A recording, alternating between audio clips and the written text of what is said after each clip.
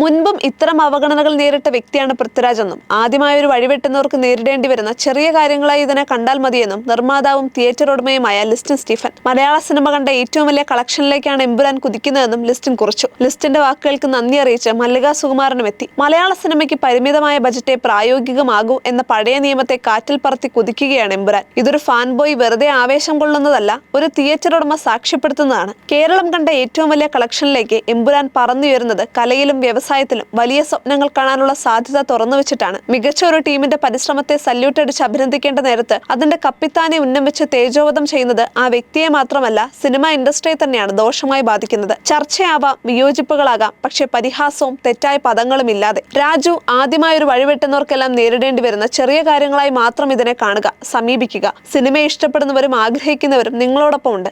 കാരണം ഇനി മുതൽ നമ്മുടെ കൊച്ചു കേരളം ഭൂപടത്തിൽ മറ്റെല്ലാ ഭാഷകളോടും കിടപിടിക്കും. രാജു ഇതിനു മുൻപും ഈ അവഗണനകളൊക്കെ നേരിട്ടതാണല്ലോ. ഇതൊന്നും ഒരു പുതുമയുള്ള കാര്യമല്ല. ഓരോ വെള്ളിയാഴ്ച എത്രയോ സിനിമകൾ ഇറങ്ങുന്നു, അതിലൊന്ന് മാത്രമാണ് എമ്പുരാൻ. സിനിമയെ സിനിമയായി മാത്രം കാണുക. മലയാള സിനിമയിലെ കളക്ഷൻ കണക്കുകൾ ഇനി രണ്ടായി വിഭജിക്കപ്പെടും. എമ്പുരാന് മുൻപും ശേഷവും. എമ്പുരാൻ ചരിത്രത്തിലേക്ക്. പൃഥ്വിരാജിനൊപ്പം, സിനിമയ്ക്കൊപ്പം, എന്നും എപ്പോഴും. ടീം എമ്പുരാന് എല്ലാ ആശംസകളും എന്നാണ് ലിസ്റ്റിൻ സ്റ്റീഫൻ കുറിച്ചത്.